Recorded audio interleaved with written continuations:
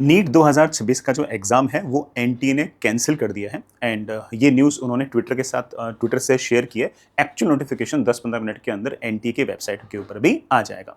जैसा कि हम लोग बड़ा पिछले वीडियो के अंदर डिस्कस कर रहे थे, काफ़ी हद तक वैसा ही हुआ है एंड एनटीए ने इस बात को मान लिया है कि जो क्वेश्चन गेस्ट पेपर के अंदर सर्कुलेट हो रहे थे, वो क्वेश्चन और जो एक्चुअल क्वेश्चन पेपर थे, वो language by language and comma full stop values के साथ मैच कर रहे थे। ये ऑफ कोर्स कोई है ना इंटेलिजेंट गेस नहीं हो सकता। So they have decided to retake the exam and इस एग्जाम के अंदर जो पेपर लीक हुआ है उसकी सीबीआई इंक्वायरी अब होगी। जो बेसिक बेसिक बड़ा बातें हैं, मैं एक बार इस बात को क्लियर करता हूँ कि क्या क्या है। जो भी इनपुट्स एनटी के पास आए हैं, जो भी एसओजी की तरफ से बड़ा जो जांच हुई है, उसके आधार पर इंडियन गवर्नमेंट ने ये डिसाइड किया है कि नीट का जो एग्जाम है वो जो 3 मई 2026 को रखा गया था वो कैंसिल होता है और उसको रिकंडक्ट किया जाएगा और जो डेट्स होंगे वो थोड़े दिनों के अंदर आपको नोटिफाई करा दी जाएंगे।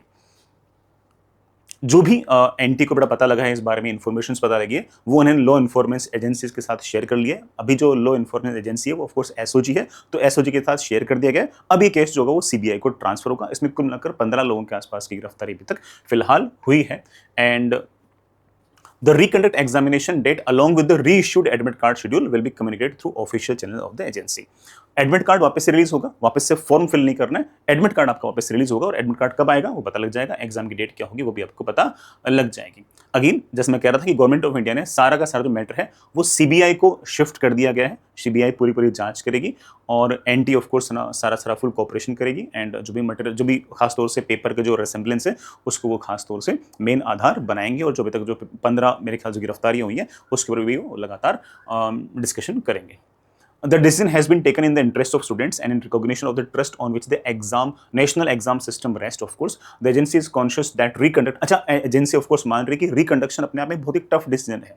कितने ही सारे बच्चे, खासतौर से जो बच्चा पूरे साल भर पढ़ाई करता है, मेहनत करता है, उसके लिए वापस से एग्जाम देना इतना आसान नहीं है। ये हम इस बात को सब लोग मेरे ख्याल से मानते होंगे कि इस एग्जाम के अंदर लेट से कि मैं रफली बता रहा हूँ कि लेट से कि 65,000 के आसपास सरकारी सीटें हैं, तो ऐसा हो सकता है कि 5,000 जो बच्चे हैं ना, वो ऑब्वियस बात है कि ना हो सकता है कि वो चीटिंग के थ्रू वहाँ पर पहुँच जाए, लेकिन बाकी जो 60,000 के आसपास बच्चा है वो तो अपनी मेहनत से ही है ना, ऑब्वियस बात है कि वहाँ तक पहुँच रहा होगा। तो उन 60,000 बच्चों के लिए भी बहुत बड़ा एक तरीके से झटका है कि मुझे उन्हें एग्जाम वापस से देना पड़ेगा। सो एनटीए इस बात को एक्नॉलेज कर रहा है कि एग्जाम वापस से देना, खासतौर से एग्जाम के बाद बच्चे जो रेस्ट कर रहे हैं उनको वापस से बोलना कि पढ़ाई करो, इट्स वेरी टफ। बट ठीक है, हम सबको बात को मानना पड़ेगा कि अगर मान लीजिए कि किसी ग्लास के पानी के अंदर एक बूंद भी अगर जहर पड़ गई है तो हम उस पानी को नहीं पी सकते। अपन ये नहीं कह सकते कि एक बूंद ही तो है, तो है ना, ये एग्जाम वापस से रिकंडक्ट होगा वेदर वी लाइक इट और we don't like it. Although I believe that कि मोस्टली बच्चों को ये वाला डिसीजन पसंद ही आएगा। जो बच्चा, भाई तुम खुद सोचो ना, कोई बच्चा ऐसे कह दे कि सर मैं 580 नंबर लेके आऊँ, मैं 570 नंबर लेके आऊँ, उससे मुझे सरकारी कॉलेज मिल जाएगा क्या? मिलना चाहिए मेरे ख्याल से तो। लेकिन अगर मान लो कि जिस लेवल की पेपर लीक हो रहा था उसमें ऐसा क्वाइट पॉसिबल था कि 570 नंबर लाने के बाद, 580 नंबर लाने के बावजूद हमें सरकारी कॉलेज ना मिलता। It was quite possible because we don't know the scale of leak. हमें नहीं पता ना कि किस लेवल तक का लीक हुआ है। सो ऐसे केस में हो सकता है कि लीक बहुत ही हायर लेवल का हुआ, बहुत सारे लोगों के पास ये पेपर पहुंचाओ। जब पेपर व्हाट्सएप पे और टेलीग्राम पे अगर फैलने लगे तो तुम खुद ही समझ जाओ कि यार किस लेवल तक पेपर पहुंचा है। ठीक है, ऐसा नहीं कि ना कुछ लोगों को बिठा लिया एक जगह उनको पेपर दे दिया, ऐसा नहीं है। तो बिल्कुल एकदम लार्ज स्केल पे हुआ है। तो ऐसे केस में कोई बच्चा कहता है सर मेरे को 580 नंबर पर मुझे सरकारी कॉलेज मिलनी चाहिए, मुझे मिल जाएगी क्या? फिर पता लगा कि रैंक ऐसी आई है कि सरकारी कॉलेज 600 नंबर पर पहुंच गई, तो उससे अच्छा तो ये नहीं कि हम नीट का एग्जाम दे देते। Isn't it? Does it make sense or not?